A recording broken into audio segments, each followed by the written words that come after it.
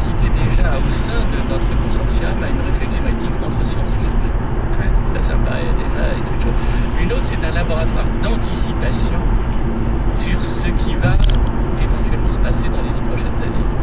Et bon, vous allez me dire, c'est peut-être de la science-fiction. Non, je ne pense pas. Enfin, c'est effectivement hypothétique, mais ça nous permet quand même de voir un peu plus clair. Et puis, il y a évidemment arriver à rédiger une sorte de charte éthique sur les neurosciences, qui serait une des premières, puisqu'il n'y en a pas eu jusqu'à présent, et qui serait un petit peu comme ces chartes sur l'environnement ou d'autres qui aillent en quelque sorte aider à la réflexion responsable dans des scientifiques que des politiques. On est quand même After 800 yards, keep left, then take the exit. Je renvoie à la lecture de vos essais, La vie des formes et les formes de la vie aux éditions Diacom. Et puis cet homme neuronal, décidément, qui est probablement, je ne sais pas si c'est à l'origine, il a dû beaucoup influencer ceux qui ont pris la décision d'engager un programme phare de recherche de la communauté européenne. Merci de votre présence. C'est vrai que je vous remercie. Un baiser, Mano. Oui, un bon baiser d'une béotienne. Keep left, then take the exit. On a marché sur la Lune, décoder le génome humain, et l'un des derniers rêves de l'humanité serait de comprendre cet organe merveilleux, énigmatique, passionnant, dont on n'a pas encore fait la conquête, le cerveau. Chaque humain en possède un. Après, l'utilisation qu'il en fait est une chose éminemment mystérieuse. Souvent même, le cerveau ne semble faire que de la figuration. Une sorte de laisser-pour-compte, car il y a quand même un problème.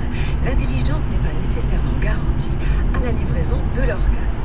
Quand on prend conscience des écervelés qui peuplent nos écrans de télévision et qui se prêtent au vomi de la télé-réalité, on se demande ce qui peut se passer. After 200 yards, take the exit, then keep left. J'ai décidé en regardant la télévision que, en fait, on se fait laver le cerveau.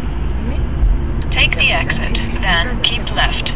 même un cerveau vide, c'est un cerveau encombré où les idées fermentent au lieu de s'assimiler comme des résidus alimentaires dans un côlon envahi par les données. After 600 yards, keep left, then keep right. Utile et bénéfique. Bref, l'homme et la femme quant au cerveau diffèrent. L'homme en attend. Étude de ciel n'en est pas peu fier. Une sorte de meilleur copain à qui il donne toutes sortes de noms d'oiseaux. Ça ne veut pas dire que le mâle soit plus intelligent, car son deuxième cerveau peut l'aveugler, peut lui faire des bêtises et troubler son entendement. Et puis il y a aussi... Keep left, then keep right. Il est souvent le meilleur conseil que l'intellect. Mais le cerveau qui vous tient à cœur, monsieur Joncheux, c'est cette merveilleuse machine pleine de... After 200 yards, keep right. Le projet européen Human Brain Project est futuriste et fédérateur pour Keep right. utopie réductionniste. La bataille entre les dualistes qui postulent pour l'existence de la séparation de la matière et de l'esprit et les matérialistes qui, eux, pensent que l'esprit n'est que le produit des interactions neuronales n'a pas fini de faire rage.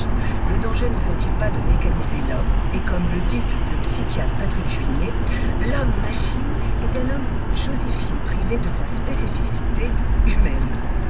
Et si l'homme n'était pas un humain? Le Créateur aurait dans certaines religions créé l'homme à son image.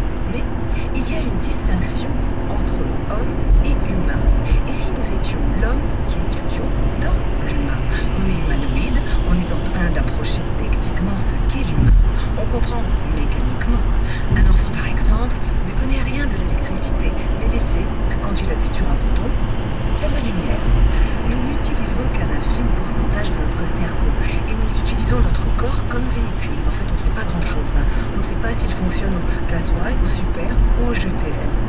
Et si on est en train d'étudier ce qu'est l'humain, nous étions en train d'étudier ce qu'est le Créateur. Oula. Jean-Pierre Changeux, vous allez avoir du travail. C'est un petit galop. Alors, c'est l'une des plus belles émissions, je sais pas parce qu'ils sont là, mais c'est l'une des plus belles émissions d'Inter. Ça s'appelle L'Afrique enchantée. C'est tout à l'heure.